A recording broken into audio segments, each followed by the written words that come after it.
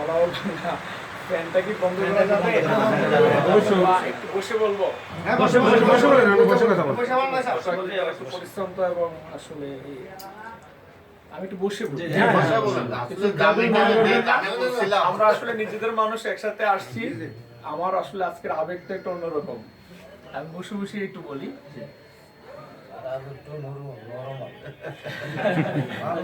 নরম মানুষদের জন্য নরম কি শক্ত আমার গ্রামে প্রত্যেকটা মানুষ আমাদেরকে জানে। এই জানা জায়গায় আসছি বলেই একটু অন্যরকম আবেগ আলহামদুলিল্লাহ বলতে চাচ্ছিলাম। তো আজকের এই মহতি সংগঠনের উদ্বোধনী অনুষ্ঠান, সংগঠনের নামটা ইতিমধ্যে আপনারা জেনেছেন। আজকের এই সম্মানিত সভাপতি, বিশেষ অতিথি, উপস্থিত এলাকার মুরব্বিয়ান এবং যুবকরা, যারা আমাদের সবচেয়ে বেশি প্রাধান্য, কারণ তারা এই মূল অনুঘটক। মুরব্বীরা পাশে থাকলে এই যুবকদের আগায় যাইতে কোনো বাধা থাকবে বলে আমি মনে করি না। আমি 1980 সালে জাফর স্কুল থেকে এসএসসি পাস করছি। সেই রামনগর বা এই এলাকা তখন ছেড়ে দিছি। আমি ইন্টারমিডিয়েট ভর্তি হয়েছি চিটাগাং গভর্নমেন্ট কলেজ। 80 সাল আজকে 2020 সাল, এত বছর অপেক্ষার পরে আজকে রামনগর গ্রামে এসে আমি সবার সাথে এরকম ভাবে কথা বলতে পারছি, এটা আমার অত্যন্ত হৃদয়ের মানে কি বলবো আবেগ, যে এতটুকু সম্মান আপনারা দিচ্ছেন, সেই জন্য আপনাদের ধন্যবাদ। আপনাদের সাথে যে আমার এই যে যোগাযোগটা ঘটলো, সেটার জন্য আমি আপনাদেরকে অশেষ ধন্যবাদ জানাচ্ছি। আমি এখানে ছোটবেলায় আসতাম, এই রাস্তা দিয়ে আমাদের ওখানে জমি ছিল, জমি কিছুদিন আগে আমরা বিক্রি করে দিছি। তো যখন আসতাম তখন আসতাম লাঙ্গল জল নিয়ে, কিছু ধান টান কাটা ওটা হতো। আর এদিক দিয়ে আসার সময় বলছি মা বউ আর ইয়ার সময় যে এদিক দিয়ে খালের মধ্যে মাছ ধরতাম, কিন্তু আসতাম অনেক সময়। আর এদিকটা তো আছি। তো আসলে আজকে যেই পর্যায়ে এখানে আসছি, পুরোনো কথা মনে হইলো, এগুলো এখন বলার সময় নয়। আমার ভালো লাগছে, সবচেয়ে বেশি ভালো লাগছে যেটা, যে আমাদের এই ইউনিয়ন বা এই উপজেলার মধ্যে যতটুকু উন্নতি হয়েছে, আমরা বোধহয় শেষ ধাপে আছি। অন্য গ্রাম বা পাড়া মহল্লা বা যতটুকু ভালোর দিকে আছে, আমরা কিন্তু সেভাবে যাই।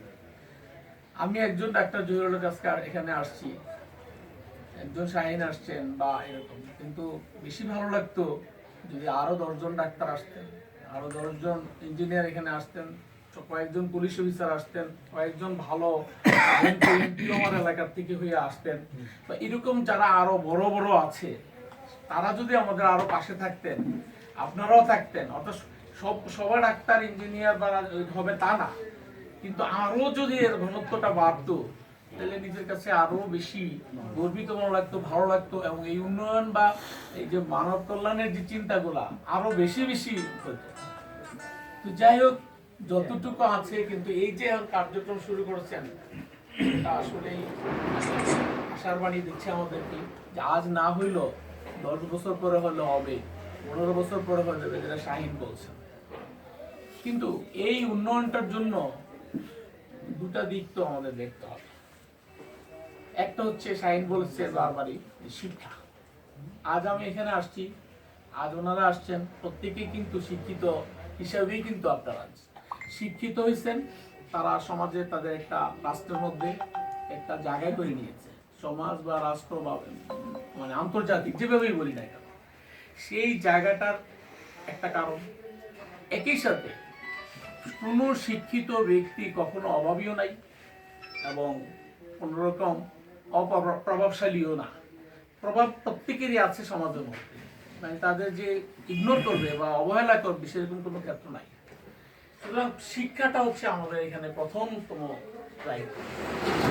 শিক্ষা হতে পারে একটা হচ্ছে ইসলামিক শিক্ষা, যেটা বলছেন যেহেতু আমরা মুসলমান, আমরা ধর্মে বিশ্বাস করি, আমরা আল্লাহর একত্ববাদ সৃষ্টিকর্তাকে করি। আর সেই পথে আমাদের অবশ্যই যাইতে হবে। এটা আমি মনে করি একেবারে প্রথম, যে উচ্চশিক্ষিত না হয়েও ধর্ম করা যাবে, এটা বেসিক। এবং এই বেসিক যে জিনিসটা, মূল যে জিনিসটা, সেটার প্রতি আমি একটু বেশি গুরুত্ব দিব। কারণ সেখানে আমাদের মানব কল্যাণ, ওপরে ভালো করা, ক্ষতির থেকে দূরে থাকা, হ্যাঁ, যে ভালো কিছু কাজ করা হইলো কিন্তু তার সাথে যদি ক্ষতিকর কাজগুলা পাশাপাশি চলতে থাকে, তাইলে কিন্তু ভালো কাজগুলা সমাজে বিস্তার করবে না, প্রভাব বিস্তার করবে না। তো সেক্ষেত্রে ইসলামের যে শিক্ষাটা, ভালো কাজগুলা দেখতে হবে, খারাপ কাজগুলাকেও পরিহার করতে হবে। সেই কাজটা আমি মনে করি যে এই ইসলামী সমাজ কল্যাণ সংগঠন, মানে মানব কল্যাণ সংগঠন, এটা দায়িত্ব পালন করবে গুরুত্বের সাথে। সেই হিসেবে স্পেসিফিক্যালি অনেক কথাই বলছে যে আমাদের প্রাইমারি স্কুলগুলো আছে, আমাদের যদি একটা মাদ্রাসা প্রতিষ্ঠা করা যায়, হ্যাঁ, কিংবা ছোটখাটো ভাবে মক্তব দিয়া অথবা পাঠাগার তৈরি করে আমরা ইসলামিক বই বলি, সাধারণ জ্ঞানের যে স্কুল কলেজে যারা সেরকম করে উঠিয়ে নিয়ে আমরা তাদেরকে, আমরা যখন থাকবো না, বর্ণনা থাকবো না, তখনও যেন এই গ্রামে শত শত হাজার হাজার শিক্ষিত ছেলে এবং মেয়ে থাকে। আমি মেয়েটাকে আরো বেশি বলছি, যদি ছেলেকে 10 জনকে পড়ান, মেয়েদেরকে 20 জনকে পড়ালেখা করান, ধর্মীয় জ্ঞানের ভিতর দিয়েই পড়াশোনা করান। কারণ একটা শিক্ষিত জাতি গঠন করতে হলে একটা শিক্ষিত মায়ের দরকার, আর মা বিহীন কোনো শিক্ষিত হতে পারে না। একটা ঘরের মধ্যে একটা সন্তান যে পরিমাণ প্রভাব তার মায়ের থাকে সন্তানের উপর, সেই পরিমাণ সময় এবং ইয়ে দিয়ে কিন্তু বাবা এভাবে লালন পালন করতে পারে না। সুতরাং মায়ের ইয়েটা বেশি। আর আল্লাহ তো আমার নবী করিম বলে গেছে যে মায়ের যে গুরুত্বটা, তাই না, বাবার চাইতে 3 গুণ গুরুত্ব দিচ্ছে। কেন? বিভিন্ন স্তরেই একজন মেয়ে আমাদের মানে শ্রদ্ধার, তার কাছে আমরা ঋণী। এই মা হিসেবে যদি আমরা প্রতি ঘরে ঘরে একটা ভালো মা তৈরি করতে পারি, তাহলে আমি মনে করি যে ওই ঘরটা ভালো হবে, ওই সমাজটা ভালো হবে, পুরো জাতি ভালো হবে। একইভাবে আমাদের এই শিক্ষিতের মাধ্যমে, সাধারণ শিক্ষা বলি, ধর্মীয় শিক্ষা বলি, যে কোনো শিক্ষা যদি আলেম বা কোনো আমরা বলছি যে সরকারি ক্যাডার সার্ভিস বা ব্যবসায়ী করুক না কেন, কোনো ইয়ে তো নাই, কারণ ব্যবসায় তো ইসলামে আরো বড় গুরুত্বপূর্ণ। সেই সততার সাথে করে যদি আমরা আমাদের অর্থ সংকট বা আমাদের প্রতিষ্ঠিত হইতে পারি সমাজে, ঘরে ঘরে একজন, এক বাড়িতে একজন, যদি আমরা এইরকম ভাবে টার্গেট নিয়ে আমরা উঠাইতে পারি, সেইটাই হবে বড় ধরনের সাহায্য এবং মানবতার সেবা। আর কিছু কার্যক্রমের কথা আমাদের ফরাদ বলছেন যে আমরা অমুকে মসজিদে টাকা দিছি, অমুকে আর্থিক সংকটে দিছি, অমুকে বিয়ে দিয়ে দিছি। এরকম সাহায্য আমি গত 20 বছর ধরেই করে আসছি, বা আরো বেশি দিনও হতে পারে। কিন্তু আমি দেখছি যে সমাজ, আমি এবং আমার কিছু মানে কি বলে যে জাকাতেরও এই সিস্টেমও অনেক কিছু আমি করার চেষ্টা করছি ব্যক্তিগতভাবে, কাউকে রিক্সা কিনে দেয়া আলটিমেটলি কেউ এটা প্রতিষ্ঠিত হয় নাই, কারণ এটা মনিটরিং করতে পারিনি। আমি তার যে প্রতিষ্ঠিত করার জন্য আজ তারা জাকাত দিলাম এই বছর, আগামী বছর সে একটু এই অন্তত জাকাত দেওয়ার না হোক, অন্তত জাকাত যেন না খায়, এইরকম করার মতো। কিন্তু এককভাবে এই কাজটা করা যায়নি। সেজন্য বলছি যে আজকে যে সংগঠিত ভাবে একটা মানবের কল্যাণ এবং ইসলামী আপনারা, সেই জন্যই আমি সবচেয়ে বেশি সাধুবাদ জানাচ্ছি। আর সবার কাছে এটাই আশা থাকবে যে কোন রকম বিভেদ না তৈরি করে আমাদের যারা মুরব্বী আছেন তারা সার্বিকভাবে সহযোগিতা দিবেন। যারা ইয়াং বয়স আছে তারা বেশি কর্মী, তাদের সাহসিকতা বেশি, তাদের শক্তি বেশি, হ্যাঁ, তারা আগায় যাবেন। আর কোন সমালোচনা থাকলে বাইরে একজনের কাছে আরেকজনের না করে শিখ সংগঠনের যে উপদেষ্টা পরিষদ, যদি কোনো যুক্তি থাকে কিংবা সমালোচনা থাকে, সমালোচনা না নিয়ে এটা জাস্ট খালি পরামর্শ হিসাবে দিয়ে এটাকে চালায় নেবে। কারণ সংগঠন একটা হয়ে যায় কিন্তু খুব আবেগের সাথে, কিন্তু তার টিকে রাখা অনেক বড় সমস্যা তৈরি হয়, শত শত সমস্যা। কারণ আমি আরো 2-4টা সংগঠনের সাথে জড়িত, অথবা আমার এলাকার এইগুলোর ছাড়াও আমি অনেকগুলোর সাথে আছি। যেমন গঙ্গামন্ডল রাজ ইনস্টিটিউশনের আমি প্রাক্তন ছাত্রছাত্রী সমিতির আমি সেক্রেটারি। কিন্তু আমি দেখছি সেটা আমি করতে যাই 2টা বছর 3টা বছর আমি চালাইছি, স্কুল স্কলারশিপ দিছি, অনেক কিছুই করছি, হ্যাঁ, কিছু ফ্যান দিছি, এই দিছি, কিন্তু আমার সংগঠনটাকে খুব জোরালো ভাবে নিতে পারি নাই। এটা এটা আমার একক ব্যর্থতা হইতে পারে। আর দ্বিতীয় ব্যর্থতা, যারা অংশগ্রহণকারী আমার ছাত্রছাত্রীরা যারা এখানে ছিল, যেমন ছাত্রীরা নাই এখন গঙ্গা মন্ডল রেজিস্ট্রেশন পাচ্ছি না, যারা ইয়াং পাস করতেছে বিভিন্নভাবে তাদেরকে আনতে পারতেছি না। আর বড় যারা, তারা সবাই প্রায় ব্যস্ত। এবং সত্যিকারে যদি বলি, অনেকদিন ধরে আগে প্রোগ্রাম করে আমি কোরআন পূর্ণ করে মিটিং করতে পারি না, কারণ অনেকের বিভিন্ন রাজনৈতিক কর্মসূচি থাকে, ইয়া থাকে, যেগুলোকে তারা প্রায়োরিটি দিচ্ছে। কিন্তু এই যে আজকে মানব কল্যাণের জন্য মানে আপনারা অনেকেই কষ্ট করে নিজের কাজকর্ম ফেলে টাকা পয়সা দিয়ে এখানে আসছেন, এই কাজটা অনেকেই করতে চাচ্ছে না। কারণ বর্তমানে বাংলাদেশে বলতে গেলেই রাজনীতিটা খুব বেশি প্রায়োরিটি পেয়ে গেছে। সুতরাং এই প্রায়োরিটি রাজনীতিতে আমরা কেউ যাব না, আমরা শুধু সমাজ মানে ভালো করার জন্য আসবো, কি মানুষের জন্য, হিন্দু হোক, মুসলমান হোক, যে কোনোই হোক, আমরা অত্র এলাকাবাসী অন্তত আমরা এই এলাকার এই কার্যক্রমটা দিয়ে এতটাই শক্তিশালী হবো আশা করতেছি, যাতে আমরা পরবর্তীতে আমাদের উপজেলায় আমরা আরো কিছু করতে পারি, বা অন্য মানে এই উপজেলার বাইরেও যে সারা দেশেও যেন আমাদের একটা সংগঠনটার একটা নাম ছড়ায় পড়ে। এবং আমাদের দেখে দেখে অন্যান্য যারা ভবিষ্যতে সংগঠন করতে চায় তারা উৎসাহিত হবে, বা আমাদের এই সংগঠনটাকে আরো বেগবান করতে থাকবে, চলমান থাকবে, আজীবন থাকবে, কিয়ামত পর্যন্ত যেন এটার শুধু উন্নতি হয়। এই কার্যক্রমের মধ্যে আল্লাহ তো আমাদের সহায় থাকবে, আমাদের যদি অন্তরটা ভালো থাকে এবং সেভাবে যদি আমরা সবাই সম্পৃক্ত থাকি। আর আরেকটা কথা আমি বলতে চাচ্ছিলাম যে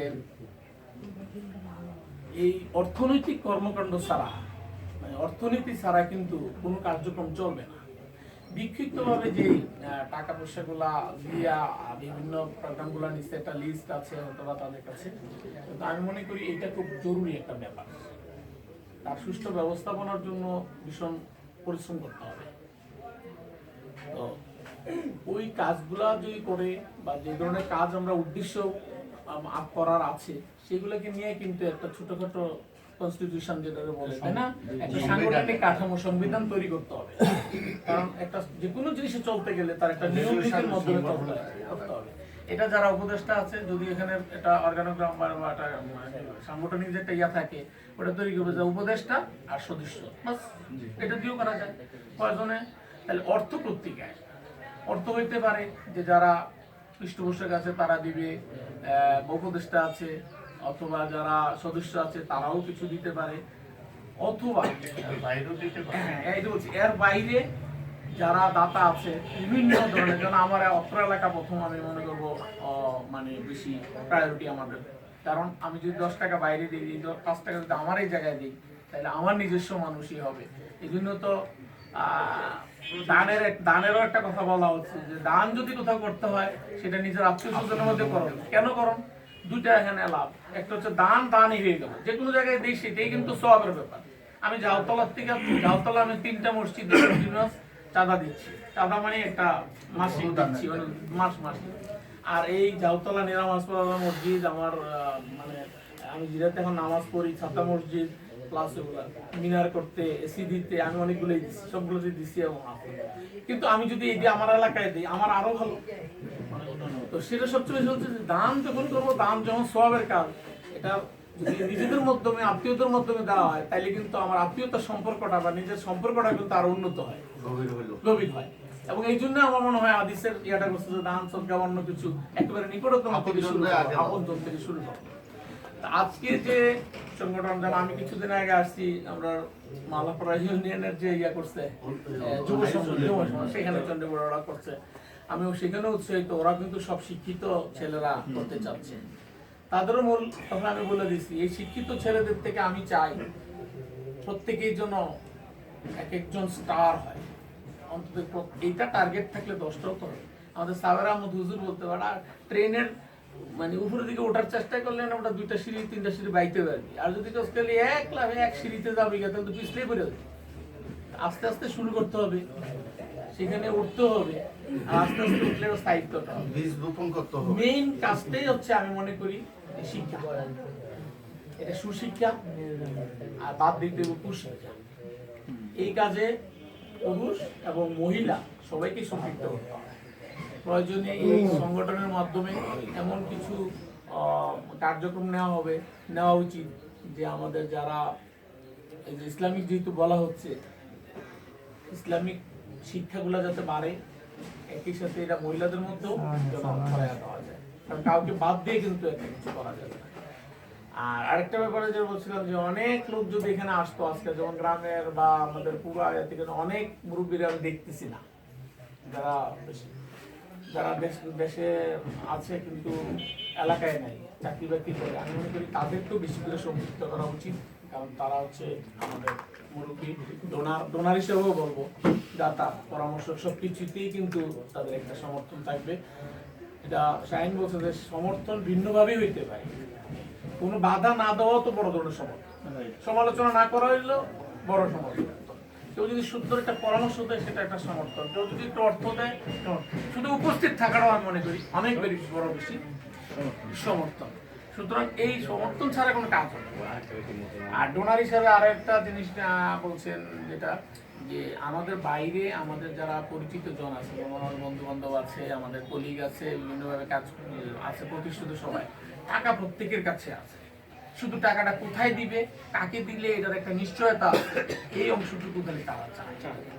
যদি আমরা সঠিকভাবে একটা সংগঠন এখানে দাঁড় করাইতে পারি, আর আমাদের যারা মানে এই বুদ্ধির সমন্বয় করে যদি কন্টিনিউয়াস একটা চেষ্টায় থাকি, তাহলে এখানে অর্থ কোনো ব্যাপার না।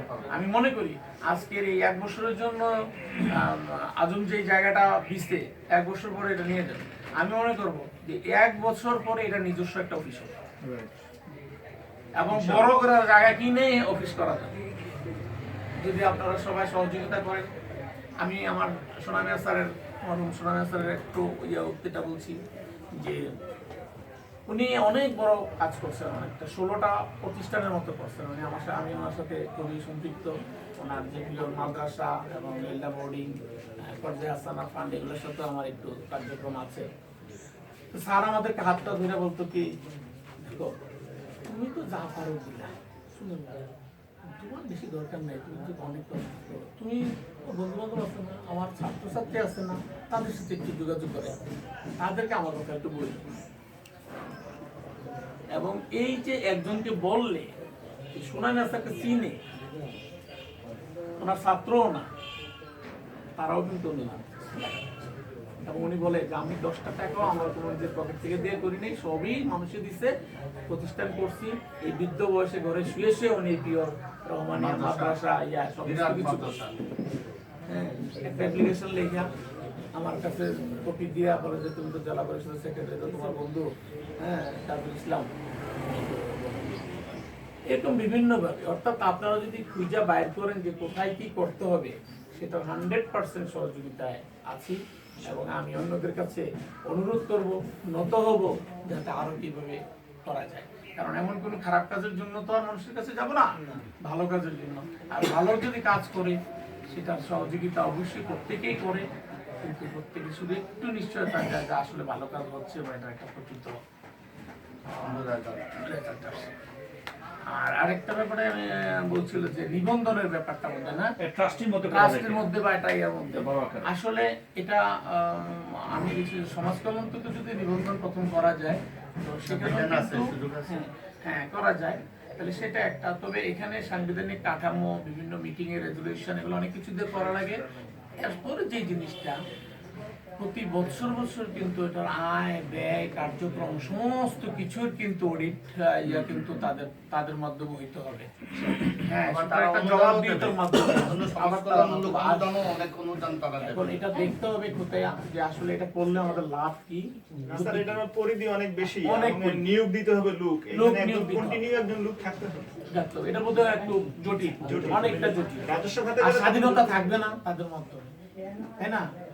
আমরা যদি ভালো কাজ করি, খারাপ কিছু না করি, আমাদের এগেইনস্টে যদি কোনো কমপ্লেন না যায়, হ্যাঁ, যে আমাদের ইসলামী সংগঠন নাম দিয়েছি আমরা কোনো খারাপ কাজ করি, বা যেটা আমার বলো রাষ্ট্র ইন্টারন্যাশনালি এখন আমরা একটু চাপের মধ্যে, সত্যি কথা, হ্যাঁ, তা আমরা যদি সেরকম না করি, আমরা যদি শুধু মূল কাজটা শিক্ষা দীক্ষা এবং সমাজ কল্যাণ, যারা স্বাস্থ্যগত অসুবিধা তারে একটু সহায়তা করা, যে একটু অসহায়তাকে করা, সবচেয়ে বেশি আরো সুবিধা হবে, মানে আমি মনে করি সহজ এবং কার্যকরী হবে যে বর্তমান সরকার যেই প্রোগ্রামগুলো নিয়েছে, সমাজ কল্যাণের মাধ্যমে নিছেন, তারপরে অন্যান্য সব মন্ত্রণালয়ের মাধ্যমেই কিন্তু এই মানে আমাদের জনগণের ব্যক্তির উন্নয়নের জন্য কিন্তু কাজ করতেছেন। আমরা কিন্তু ওই খাতগুলা চাইও কিন্তু আমাদের যে যারা একজন পাওয়া গরিব মানুষ, একজন প্রতিবন্ধী, একজন অসুস্থ ব্যক্তি, এই সরকার থেকেও কিন্তু আমরা বিভিন্ন ধরনের অনুমোদনের ব্যবস্থা, সুযোগ বিরাট সুযোগ আছে, অথবা আমরা অনেকে জানি না যে কি আছে না না আছে, সেটা কিন্তু একটা বড় ধরনের প্রোগ্রাম হতে পারে। কারণ ব্যক্তি টাকা দিয়া আসলে সবসময় টিকে রাখা সম্ভব। সেই জন্য আমি আরেকটা হচ্ছে যে দাতার কথা বললাম। সুতরাং তিনটা কার্যক্রমে যদি আমরা সম্পৃক্ত হই বেশিরভাগ, যে অর্থটা, সেই অর্থটার জন্য একটা স্ট্যাটিক খাত থাকতে হবে, একটা ব্যাংক অ্যাকাউন্ট অবশ্যই পরিচালনা করতে হবে, আরো 2-3 সিগনেচারে হোক যেভাবে হোক সেটার যদি আনা হয় সেটা। কারণ আজ একজন মানুষ দিচ্ছে, এই বছর দিচ্ছেন, আগামী বছর তার আর্থিক সঙ্গতি না হইতে পারে, সে নিজেই নিডি হয়ে যেতে পারে। আল্লাহ না করুক, এরকম হয়েছে তো, তাই না? অসুস্থতার কারণে হয়, কেউ বিদেশ গিয়ে ফিরে আসে কিন্তু আসলে কোনো কর্ম নাই, তাই না? বা তার পরিবারের মধ্যে এমন কোনো দুর্যোগ ঘটে গেল এখানে আর্থিকভাবে সুতরাং এইটাও তো আমাদের দেখতে হবে। আমি মনে করি অর্থটা যেহেতু বেশি, সেই অর্থর একটা অনেকগুলা সোর্স খুঁজে বাইর করতে হবে, কারা কোথায় কিভাবে দিবে। এই অফিসটাকে সাজাইতে বললেও আমরা ইচ্ছে করলো যে বলছেন এতক্ষণে একটু বিচ্ছিন্ন হয়ে বলি, যে টেবিলটা একজন দিচ্ছেন, 12টা চেয়ার দিচ্ছেন একজন, আরো অনেক দাতা আছে এখানে। একটা লাইব্রেরি করলে এই মুহূর্তে একটা আলমারি দেওয়ার লোক আছে, আরেকজন 10টা বই দেওয়ার লোক আছে, তাই না? ইসলাম ফাউন্ডেশনের থেকে আনা যাবে, কোনো ব্যাপারে অর্থ কোনো ব্যাপারে। আজ থেকে 20 বছর 25 বছর আগে আমি যখন প্রাণগোপাল স্যারের আমার সাথে কাজ করি দিতে, যখন আমরা ছিলাম, স্যার বলে যে বঙ্গবন্ধু ইউনিভার্সিটির অ্যাকাউন্ট করা তোরা জানোস নাকি? আমাকে স্যার তুই করে বলে, কারণ আমার বড় ভাইয়ের সাথে স্যারের বন্ধুত্ব ছিল। মানে এইভাবে আমি আমার শফিক ভাইয়ের সাথে, আমার বড় ভাই যদি মারা গেছে, তো আমি ট্রেনিং করছিলাম, তো বলে তোরা জানোস কতটা অ্যাকাউন্ট আছে? 52টা অ্যাকাউন্ট আছে বঙ্গবন্ধু ইউনিভার্সিটি। টাকার কোনো অভাব নেই, কিন্তু কোন জায়গায় কোনটা দিব সেই খাতে খুঁজে পাই। তোরা কি করবি কর, আমরা বলছি আমরা বই কিনে দেবো, খাতা আছে, বইয়ের টাকা দিবি, এই দিবি। কিন্তু আসলে অর্থের কোনো ব্যাপারই কিন্তু আসলে নাই, বর্তমান সরকারের কার্যক্রমও নাই। এবং আমরা ব্যক্তিগত সামাজিক উপলব্ধি করি যে প্রত্যেকে আল্লাহ দিলেন ধন্যবাদ। আগের 50 টাকা 20 টাকা রোজের মজুরিও নাই, আর যারা চাকরি বাকরি করি তার আরও কম নাই। আলহামদুলিল্লাহ সবাই আছে। শুধু দরকার আমাদের শিক্ষাটা, দরকার আমাদের মনটাকে পরিবর্তন করা, এবং এটা শিক্ষার মাধ্যমেই কিন্তু আসবে। এবং শুধু মানে সামাজিক সাধারণ শিক্ষা না, নৈতিক শিক্ষাটাকে বেশি গুরুত্ব দিতে হবে। কিন্তু ইসলামী সংগঠন, ইসলামের মধ্যে যে নৈতিকতা আছে ওইটা হইলেই আমাদের এর চেয়ে বেশি তো পাওয়ার নাই। এটা কি আমি এই কথাটা বললাম।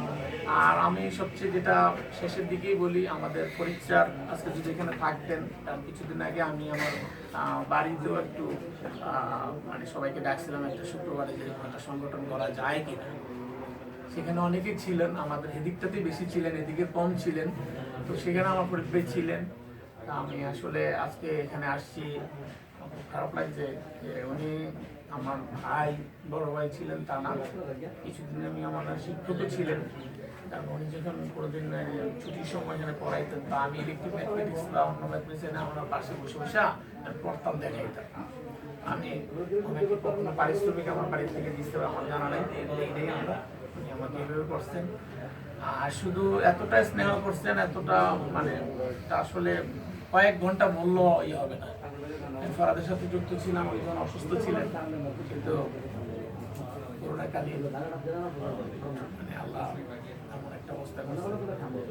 তো এখন শেষ কথাটা যেটা বলতে চাই, যে করোনাকালীন অনেক কার্যক্রমে আমাদের জনইয়াতে হয় না, আমরাও সবাই প্রত্যেকেই মানে একটা ভালনারেবল, কি বলে মানে আক্রমণ হওয়ার আমাদের মধ্যে একটা সবারই ইয়ে থেকে যায়।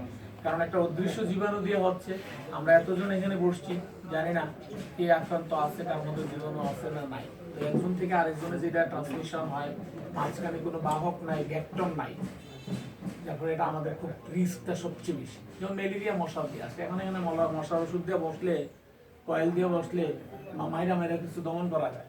ফ্ল্যাগ ইঁদুর দিয়ে আসে, তাই না? এরকম প্রত্যেকটা আছে, ডেঙ্গু যেটা সেটাও মশা দিয়ে আছে, কিন্তু এইখানের মধ্যে শুধু হিউম্যান টু হিউম্যান, আর কোনো বাহক নেই। এই জন্য মাঝখানে আমরা কাটতে পারতেছি না, মানে এটা জীবাণুটাও দৃশ্যমান না, অদৃশ্য জীবাণুর মতো, মাইক্রোস্কোপ এতটাই মাইক্রো যে এটা ইলেকট্রন মাইক্রোস্কোপ লাগে দেয় এটা গবেষণা করতে। তো সবাই একটু স্বাস্থ্যবিধি মেনে চলবেন, এটা একটা।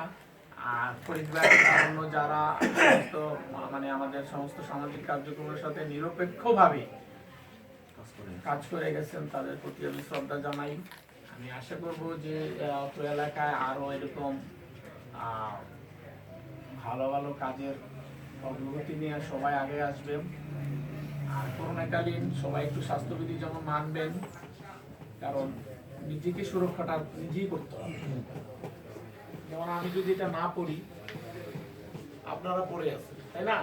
একটু ডাক্তারি কথা বলি, হ্যাঁ, কিন্তু আপনারা সবাই পড়ছেন, আমি বলি নাই। প্রতিটা কারণে আমার, কারণ আমারটা আমি খুলে দিচ্ছি। এখন এই চান্সে আপনারা ক্ষতি করতে পারে, যেমন বাইসব আছেন, হ্যাঁ, মুখ খুলে রাখছে, সুতরাং একটা যারা আছেন প্রোটেক্টেড আছেন, এরকম প্রতিটা ক্ষেত্রে আমরা একটা অবহেলা করবো না। কারণ আমাদের অবহেলা এই জন্য করবো না, যারা বিশেষজ্ঞ আছেন, গবেষক আছেন, তারা বিজ্ঞানের যারা গবেষণা, তারা বা ইন্টারন্যাশনালি সবাই তো এই কথাগুলো গবেষণার মাধ্যমে বলেন, মন গড়া না। কারণ একজন বললে মন করা হবে না, এটা প্রমাণ করতে হয় আরেক জায়গায় সেটা। আর আমি একজন চিকিৎসক হিসাবে আরেকটু দোয়া চাবো যে আমাদের, আমি দুটা, এক হচ্ছে চিকিৎসক আর একটা হচ্ছে নাক কান গলার চিকিৎসক, যেদিক দিয়ে জীবাণু ঢুকে এবং যেদিক দিয়ে বাইরে হয়।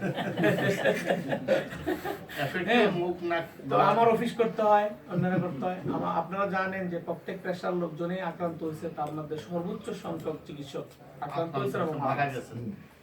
আমার একেবারে আমার ক্লাসমেট মারা গেছেন 3টা, আর 3 থেকে 4টা একেবারে মরার ইয়ের থেকে আসছেন আমার ক্লাসমেট ডাক্তার। একটা মারা গেছে কুমিল্লা মেডিকেলে চাকরি করতো, ওবায়দুর রহমান মইনু, তার বাড়ি কসবা। একজন মারা গেছে তসলিম আহমেদ নামে আমার ক্লাসমেট, নোয়াখালী বাড়ি, চিনাই মেডিকেলে ছিল, সে মারা গেছে। তারপরে মারা গেছে আমার আরেকজন তসলিম আহমেদ পরাগ নামে, আমার রিডিং পার্টনার ছিল, সে আমেরিকাতে মারা গেছে। আর এফেক্টেড যারা হয়েছে তার মধ্যে কুমিল্লা ঠাকুরপাড়ার একজন আছে, Sheikh Hasina burn and plastic ইউনিটের অ্যানেস্থেশিয়া প্রধান হাফিজ, ফরিদুল ইসলাম, চাঁদপুরের এরকম থেকে মানে আরো কতগুলো যারা একেবারে মরার পর থেকে আসছে।